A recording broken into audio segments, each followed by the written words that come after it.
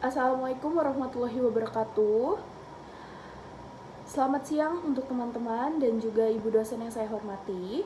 Perkenalkan, saya Kristina Maharani Putri Janita sebagai moderator dalam presentasi kali ini. Kami dari kelompok yang akan mempresentasikan makalah dengan judul Standar Akuntansi Pemerintahan PSAP 09, PSAP 10, PSAP 11, dan PSAP 12 pada pertemuan 19 ini. Ia merupakan bagian dari mata kuliah akuntansi sektor publik dengan dosen pengampu Ibu Rizka Damayanti, SEMAK.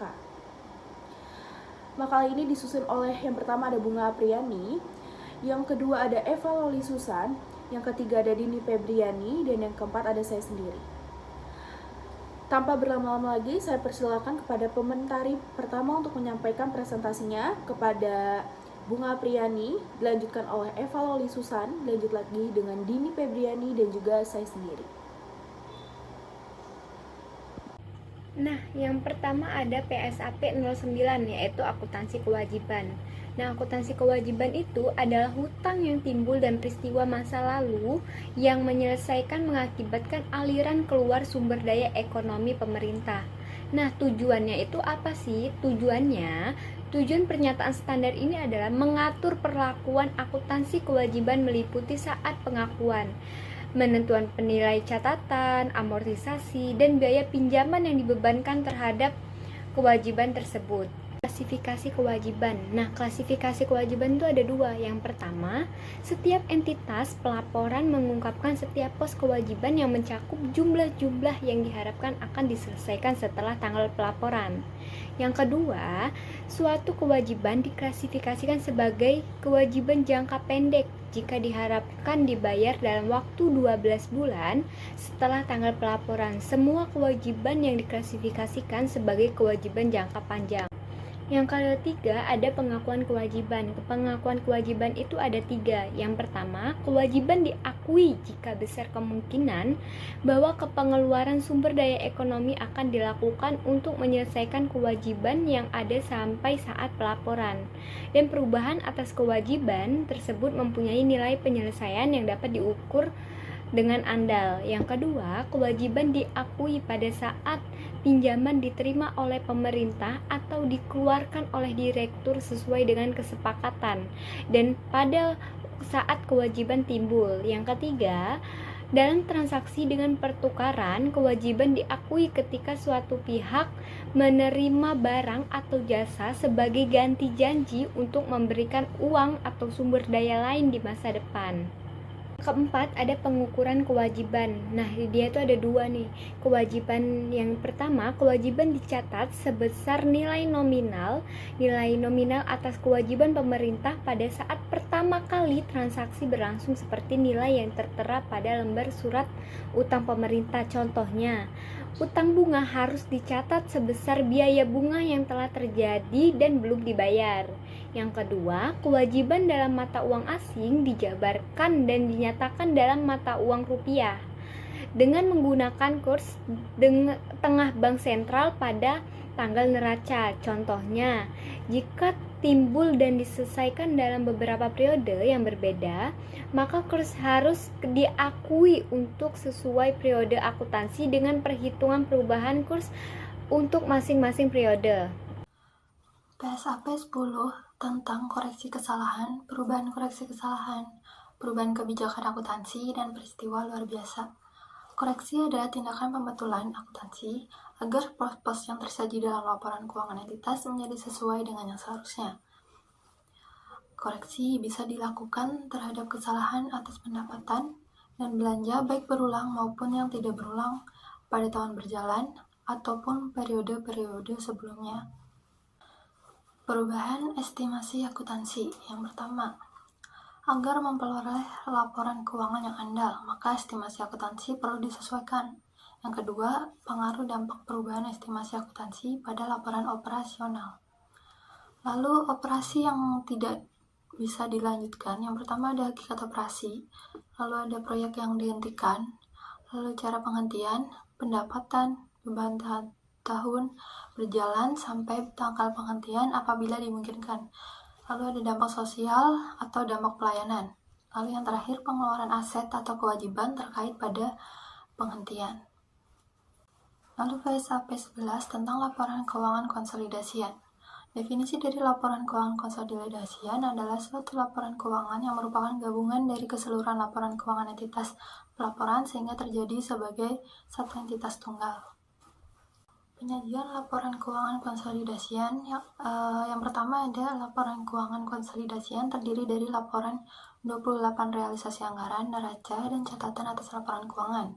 Yang kedua, laporan keuangan konsolidasian disajikan untuk 30 periode pelaporan yang sama dengan periode pelaporan keuangan 31 entitas pelaporan dan berisi jumlah komparatif dengan periode 32 sebelumnya. Yang ketiga, dalam standar ini, proses konsolidasi diikuti dengan 1. Eliminasi akun-akun timbal balik. Namun 2. Demikian, apabila eliminasi yang dimaksud belum dimungkinkan, maka 3 hal tersebut diungkapkan dalam catatan atas laporan keuangan. Baik, di sini saya akan menjelaskan tentang entitas pelaporan, yaitu suatu entitas pelaporan ditetapkan di dalam peraturan perundang-undangan yang umumnya yaitu yang pertama ada entitas tersebut dibiayai oleh APBN atau dibiayai oleh APBD atau mendapatkan pemisahan kekayaan dari anggaran. Yang kedua, entitas tersebut dibentuk dengan peraturan perundang-undangan.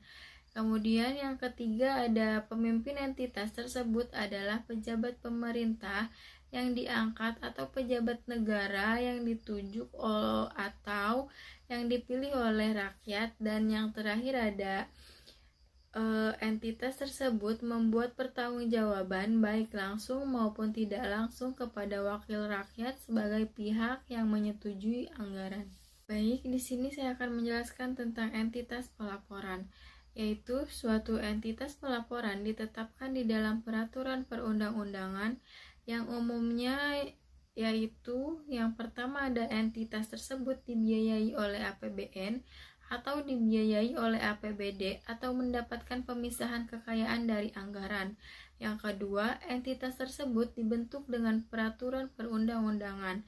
Kemudian yang ketiga ada pemimpin entitas tersebut adalah pejabat pemerintah yang diangkat atau pejabat negara yang ditunjuk atau yang dipilih oleh rakyat. Dan yang terakhir ada entitas tersebut membuat pertanggungjawaban baik langsung maupun tidak langsung kepada wakil rakyat sebagai pihak yang menyetujui anggaran.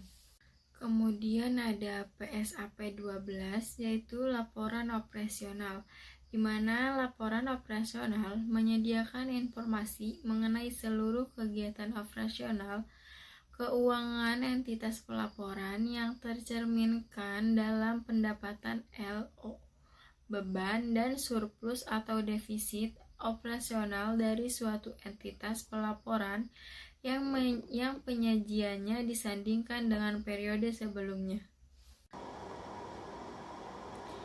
Struktur laporan operasional. Struktur laporan operasional mencakup pos-pos sebagai berikut. Yang pertama ada pendapatan LO, yang kedua ada beban, ketiga ada surplus atau defisit dari operasi, yang keempat ada kegiatan non-operasional, yang kelima ada surplus atau defisit sebelum pos luar biasa, yang keenam ada pos luar biasa, dan ketujuh surplus atau defisit LO. Tanggal efektif.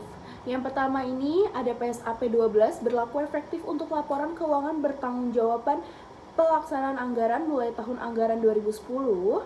Yang kedua, dalam hal entitas pelaporan belum dapat menerapkan PSAP ini. Entitas pelaporan dapat menerapkan PSAP berbasis kas menuju akrual paling lama 4 tahun setelah tahun anggaran 2010. Kesimpulannya, penerapan PSAP 09 hingga PSAP 12 sangat penting untuk mewujudkan akuntabilitas dan transparansi dalam pelaporan keuangan sektor publik. PSAP 09 mengatur akuntansi kewajiban, PSAP 10 mengatur koreksi kesalahan dan perubahan kebijakan akuntansi, PSAP 11 mengatur laporan keuangan konsolidasi, dan PSAP 12 mengatur laporan operasional. Kendala utama implementasi meliputi kurangnya SDM, infrastruktur TI, serta pemahaman teknis, sehingga dibutuhkan peningkatan kapasitas dan koordinasi antar lembaga.